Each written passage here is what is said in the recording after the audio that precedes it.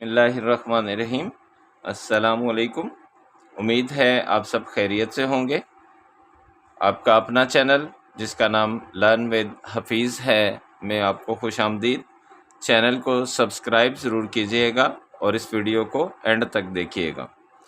आज का हमारा टॉपिक है फ़िज़िक्स चैप्टर 2 न्यूमेरिकल्स। न्यूमेरिकल्स जो होते हैं ये बच्चों के लिए ज़रा मुश्किलात का बायस बनते हैं, क्योंकि बच्चे कुछ ठीक से इसको अंडरस्टैंड नहीं कर पाते। अगर कर लें तो थोड़े अरसे के बाद जब दोबारा से करने लगते हैं तो उनको भूल चुके होते हैं।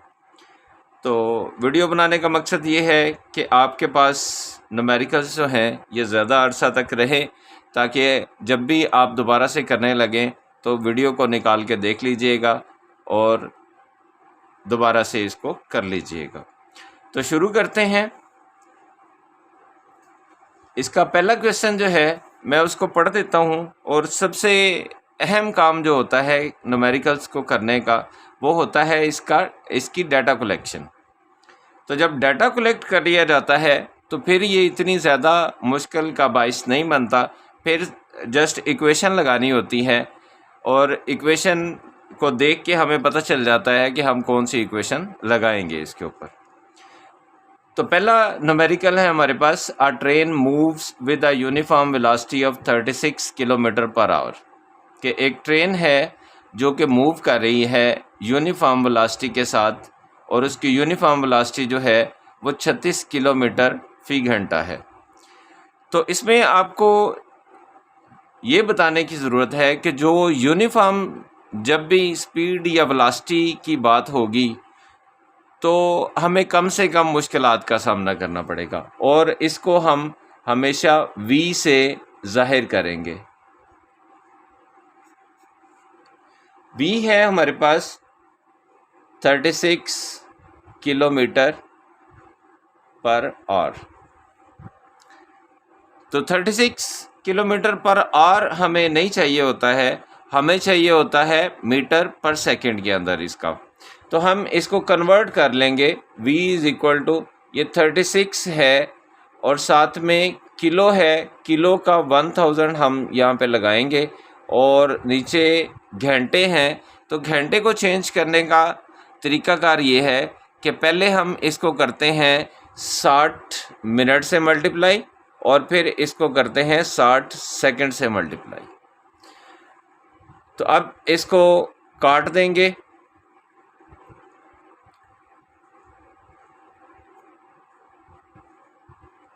तो ये हमारे पास आ जाएगा 10 मीटर पर सेकंड।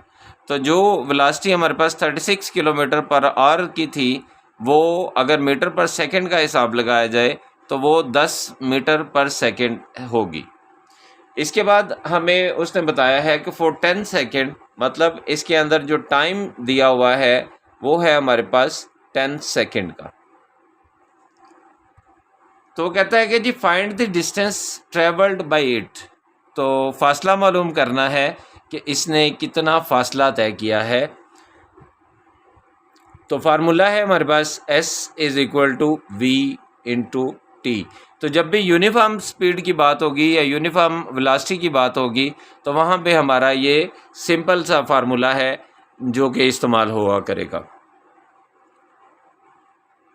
वैल्यूज़ लगाएंगे इसकी। v हमारे पास है 10 और t हमारे पास है 10। तो इन दोनों को मल्टीप्लाई करेंगे तो 100 मीटर्स, चूँकि डिस्टेंस जो है इसकी यूनिट जो है वो मीटर है, तो हम इसका आंसर जो है वो मीटर के अंदर देंगे। इसके बाद हम चलते हैं अपनी दूसरे न्यूमेरिकल की तरफ। तो दूसरा न्यूमेरिकल जो है इसको भी मैं पढ़ देता हूँ एक दफ़ा से। अ ट्रेन स्टार्ट्स फ्रॉम रेस्ट। कि एक ट्रेन जो है वो चलना स्टार्ट करती है, अभी खड़ी है और चलना स्टार्ट करती है। तो याद रखिएगा कि जब भी कोई चीज़ चलना स्टार्ट करेगी तो उसकी इनिशियल वेलोसिटी जो होगी वो हमेशा 0 होगी। तो ये 0 मीटर पर सेकंड इसकी इनिशियल वेलोसिटी होगी। इट मूव्स थ्रू 1 किलोमीटर, तो ये चलती है 1 किलोमीटर तक। तो मैंने जैसे पहले भी बताया कि किलोमीटर्स हमें नहीं चाहिए हैं, हमें इसका आंसर मीटर्स के अंदर चाहिए है। तो 1 किलोमीटर का मतलब होता है 1000 मीटर्स। किलो का लफ्ज़ जहाँ पे भी आ जाएगा तो उसका मतलब होगा 1000। किलोमीटर इन 100 सेकेंड, टी जो है ये 100 सेकेंड हमें दे दिया गया है। With uniform acceleration what will be its speed at the end of 100 second. तो वो कहता है कि इसकी स्पीड जो है वो कितनी होगी 100 सेकेंड्स के बाद। तो हमने इसमें वी एफ को मालूम करना है। तो वी एफ मालूम करने के लिए हमारी कोशिश होती है कि हम इसकी हरकत की पहली मुसावात या फर्स्ट इक्वेशन ऑफ मोशन जो है उसको इस्तेमाल करें। तो फर्स्ट इक्वेशन ऑफ मोशन हम लिखते हैं V F is equal to V I plus A T. तो यहाँ पे हम देखते हैं कि हमारे पास वी एफ नहीं है, ये हमने मालूम करना है। वी आई हमारे पास मौजूद है, ए हमारे पास नहीं है और टी हमारे पास है। तो ऐसी इक्वेशन को हरगिज़ इस्तेमाल नहीं कर सकते कि जिसके अंदर दो चीज़ें ना दी गई हों। तो हम इस इक्वेशन को नहीं लगा सकते। अगर हम इसकी थर्ड इक्वेशन देखें,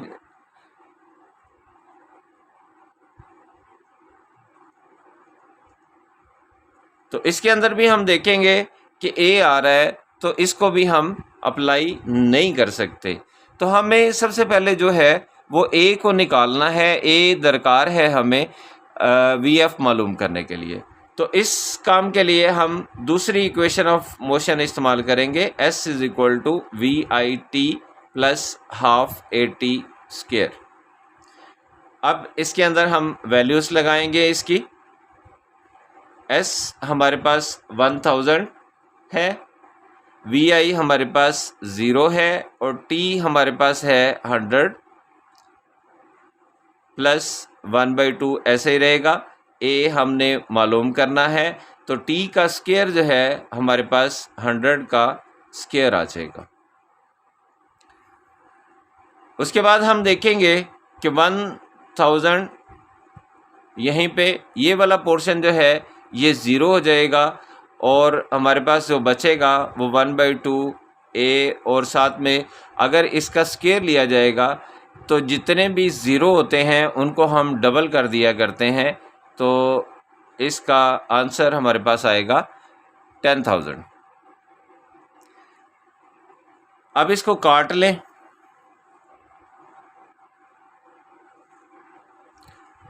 तो ये 5000 रह जाएगा। अब ये 5000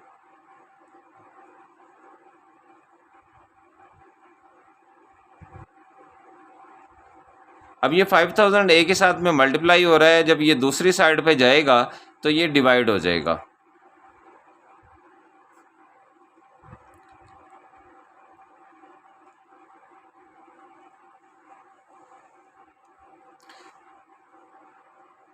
इसको भी काट लें, तो 1/5 जो है वो 0.2 उसका आंसर होता है। आप कैलकुलेटर से इसको चेक कर लीजिएगा।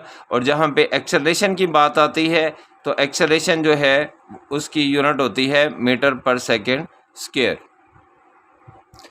तो एक्सेलरेशन हमने निकाल लिया 0.2 मीटर पर सेकेंड स्क्वायर। तो अब हम इसको फर्स्ट इक्वेशन ऑफ मोशन के अंदर लगा देंगे। तो फर्स्ट इक्वेशन ऑफ मोशन के अंदर हम जब इसको पुट करते हैं तो वी एफ हमने मालूम करना है। वी आई हमारे पास 0 है, ए हमारे पास है 0.2 और टी हमारे पास है 100। तो ये 0 वाला पोर्शन तो ख़त्म हो जाएगा। ये पॉइंट अगर हम ख़त्म करेंगे तो इसके नीचे 10 आ जाएगा मल्टीप्लाई बाई 100। ये 0 से 0 कट जाएगा और 2 10s are 20, तो VF is equal to 20 metre per second इसका आंसर होगा। इसके बाद हम चलते हैं अपने न्यूमेरिकल 2.3 की तरफ। तो 2.3 के अंदर अगर हम इसको पढ़ें तो वो कहता है कि जी a car has a velocity of 10 metre per second. इसका मतलब है कि कार जो है वो चल रही है 10 मीटर पर सेकेंड के हिसाब से। It accelerates eight 0.2 metre per second square. इसका एक्सेलरेशन उसने दे दिया है 0.2 मीटर पर सेकेंड स्क्वायर। उसके बाद कहता है फॉर हाफ मिनट। टी जो है हमारे पास वो हाफ मिनट है, तो हाफ मिनट का मतलब होता है 30 सेकेंड्स। आधे मिनट के अंदर 30 सेकेंड होते हैं हमारे, जो कि हम ऐसे ही लिखेंगे। उसके बाद वो कहता है कि जी find the distance travelled during this time. तो एस हमने मालूम करना है कि इसका फासला कितना होगा, और दूसरा है इसके अंदर and the final velocity of the car. तो इसमें हमने VF भी मालूम करके देना है। तो जब हम S फाइंड करेंगे तो हम देखेंगे कि हमारे पास क्या क्या डाटा अवेलेबल है। तो हमारे पास VI है, A है और T है हमारे पास। तो हम सेकेंड इक्वेशन ऑफ मोशन जो है उसको अप्लाई करेंगे, जो कि है S is equal to VIT plus half AT square. अब पहली क्यों नहीं लगाई या तीसरी क्यों नहीं लगाई? क्योंकि इसके अंदर पहली के अंदर भी VF हमें मालूम करना पड़ेगा और उसके अंदर हमें डिस्टेंस भी मालूम नहीं होगा, क्योंकि उसके अंदर S है ही नहीं है। और अगर थर्ड लगाए तो हमें पहले से VF का मालूम होना ज़रूरी है। तो इसलिए जब हमारे पास VF नहीं है तो जो हमारे पास अवेलेबल डाटा है उसके मुताबिक हम सेकेंड इक्वेशन ऑफ मोशन को इस्तेमाल करेंगे। तो इसके अंदर इनकी वैल्यूज़ लगा देंगे। VI हमारे पास 10 है, T हमारे पास 30 है, A हमारे पास 0.2 है और T हमारे पास 30 है, और इसका हम स्क्वायर करेंगे क्योंकि ये T का स्क्वायर है।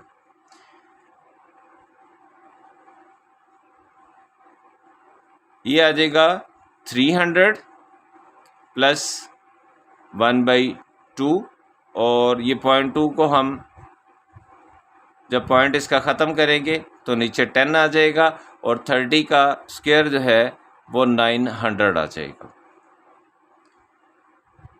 तो इसके अंदर से हम 0 के साथ 0 काट देंगे और 2 के साथ में 2 काट देंगे, तो S हमारे पास आ जाएगा 300 प्लस, अब यहाँ पे 90 बचा हुआ है तो हम इन दोनों को प्लस कर देंगे, तो 390 मीटर इसने फासला तय किया। अब हम इसके दूसरे हिस्से की तरफ चलते हैं, जो कि है VF। तो VF को मालूम करने के लिए मैंने पहले भी आपको बताया है कि हम इस पे पहली इक्वेशन ऑफ मोशन लगा देंगे, जो कि नहायत आसान है और सबको याद रहती है। तो VI हमारे पास गिवन है 10, ये 0.2 है और ये 30 है। तो इसका पॉइंट जो है वो मैं यहीं पे ख़त्म कर रहा हूँ, तो नीचे 10 आ जाएगा, 0 से 0 कट जाएगा, और ये हमारे पास आ जाएगा 10 प्लस 3 2 ज़ार 6। पॉइंट इसका पहले से ख़त्म हो चुका है, नीचे 10 आया हुआ है, इसलिए ये 3 2 ज़ार 6 होगा, और ये 16 मीटर पर सेकेंड जो है इस वेलोसिटी से ये मूव करेगी। बाकी के न्यूमेरिकल्स जो हैं वो अगली वीडियो में। अपना ख्याल रखिएगा। अल्लाह हाफिज़।